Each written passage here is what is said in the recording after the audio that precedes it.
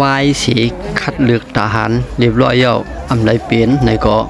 อ่อนกันเฮาบ่มีพี่น้องเฮามีอ่อนกัน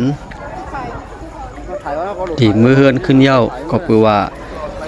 ผ่านการคัดเลือกเย้าอำไดเป็น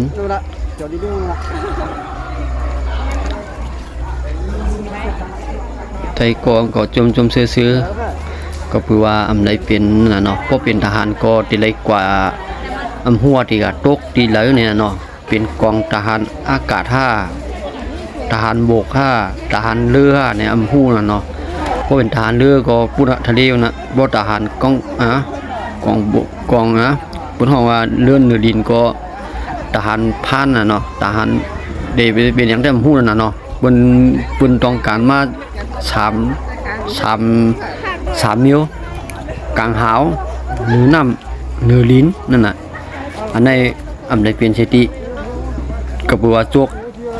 หญ้าไว้ล้ำ